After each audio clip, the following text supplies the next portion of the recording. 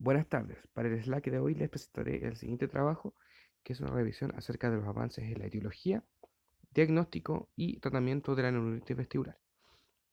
Corresponde a una revisión de un grupo canadiense de este año. Entonces sabemos que la neuritis vestibular es una entidad clínica caracterizada por un vértigo de inicio agudo prolongado de origen periférico, cuya fase aguda se caracteriza por un vértigo rotatorio severo, con náuseas y vómitos de duración variable, que puede ser desde horas hasta días, con un periodo posterior de inestabilidad y desequilibrio que puede durar por semana. Se han reportado algunos síntomas auditivos. Entonces es la segunda causa más frecuente de vértigo periférico y más probable que se produzca entre los 40 y los 50 años con una proporción entre hombres y mujeres similar. Hay en el fondo algunas líneas de algunas hipótesis que han buscado la etiología de la neuritis vestibular. La principal es la de la reactivación de un virus neutrófico latente. De esto, el grupo más conocido es la familia de los virus herpes, que incluye el virus herpes 1, 2 y zóster, que son virus que en el fondo se alojan en los ganglios celulares y se reactivan posteriormente durante un periodo de estrés extremo.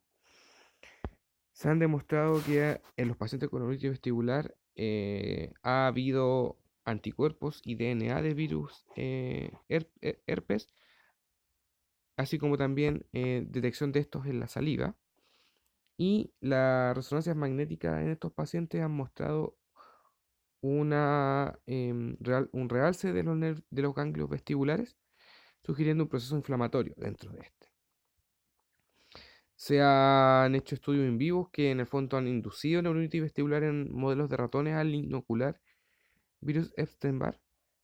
Y se ha visto también que en el fondo no hay una diferencia extrínseca entre infección por virus herpes y compromiso de la rama superior o inferior del nervio vestibular, lo que en el fondo implica que hay otros factores que hacen que sea más frecuente en el nervio superior, como vamos a ver posteriormente, y que son la longitud y el ancho del canal óseo. Ha habido evidencia, o hay evidencia de un componente inflamatorio a través de estudios que han mostrado un aumento de las células periféricas mononucleares, incremento de monocitos y macrófagos, y en el fondo todos estos procesos proinflamatorios pueden llevar a una reducción de la microvasculatura, a eventos trombóticos, y en el fondo esto llevar a una pérdida de función vestibular debido a una baja perfusión y o a infarto del tejido. También se han descrito algunos mecanismos inmunológicos, no muy claros hasta el momento. Se ha visto que hay una relación patológica CD4-CD8 en hasta el 48% de estos pacientes. Dentro del síndrome vestibular agudo, el 25% de los pacientes que se presentan en este contexto en los servicios de urgencia representan una etiología cerebrovascular.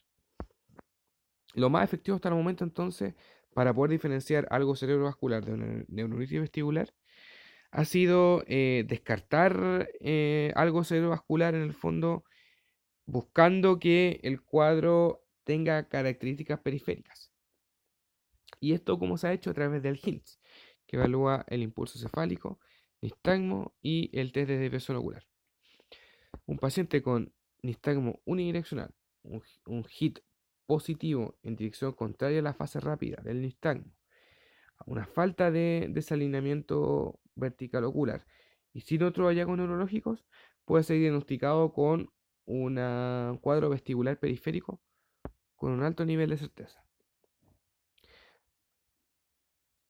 Hay estudios que cuando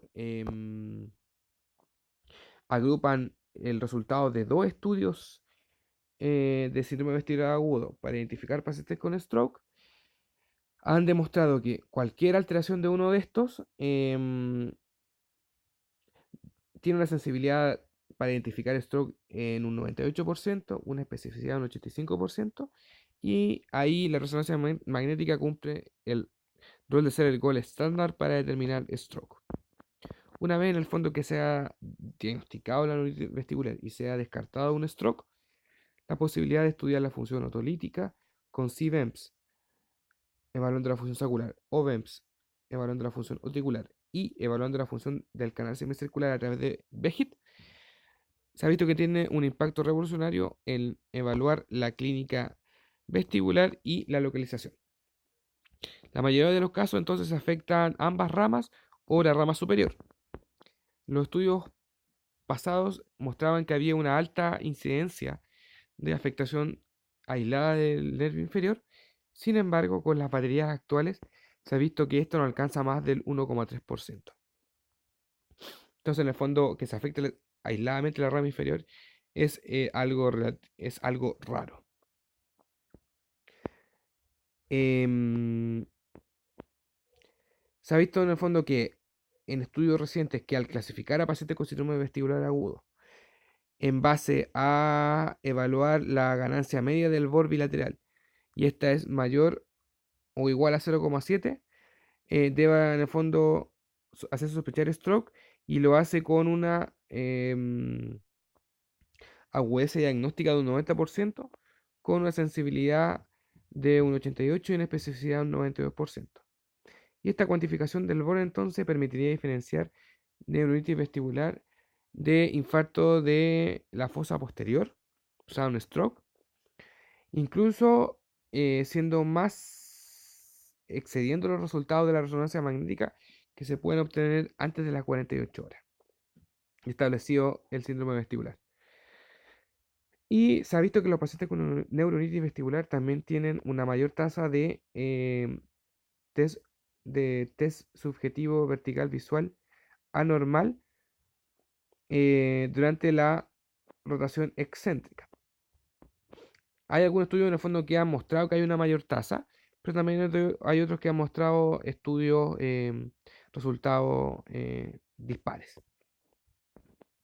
Respecto al vértigo agudo como predictor de schwannoma vestibular, en el fondo lo que establece el trabajo es que es impracticable pedir imagen a todos los pacientes mareados para descartar schwannoma vestibular.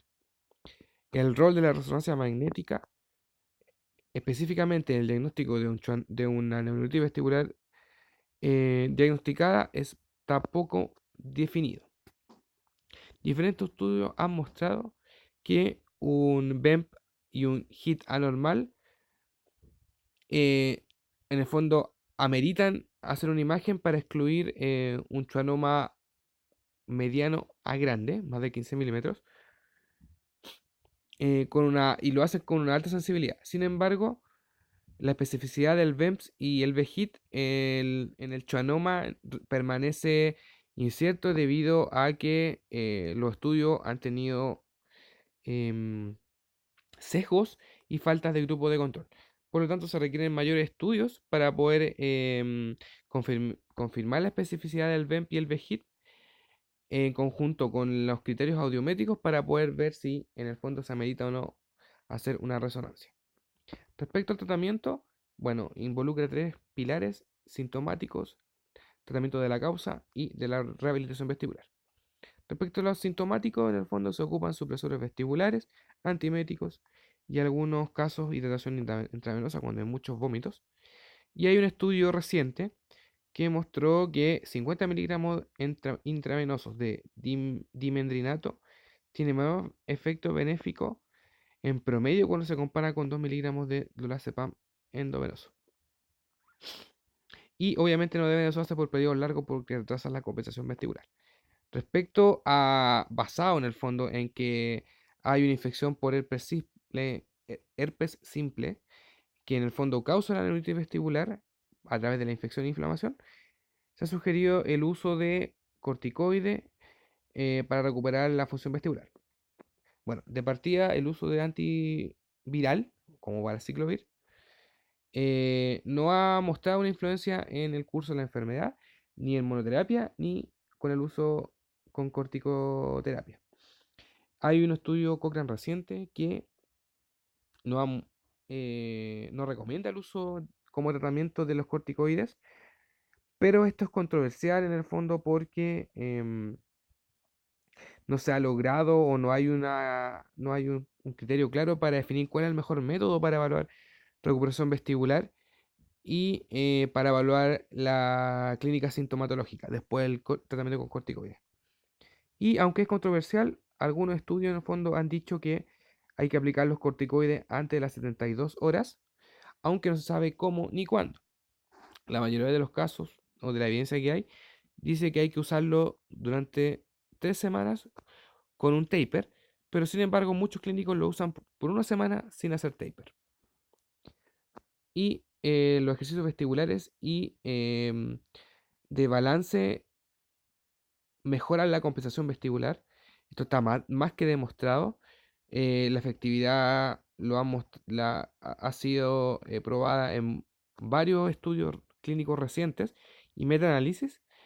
Em, Hay un ensayo reciente que muestra que un programa de entrenamiento en la casa, a través de instrucciones orales y escritas sobre terapia física vestibular, es equivalente a un programa en la casa más sesiones eh, en persona, en el fondo, con un profesional. Entonces, se ha visto que como resultado de la compensación central hay un aumento del volumen de la materia gris a nivel de la corteza vestibular y del hipocampo velatorial, que da la posibilidad acá de que podría ser estudiado para evaluar em, la recuperación de la función vestibular. Gracias.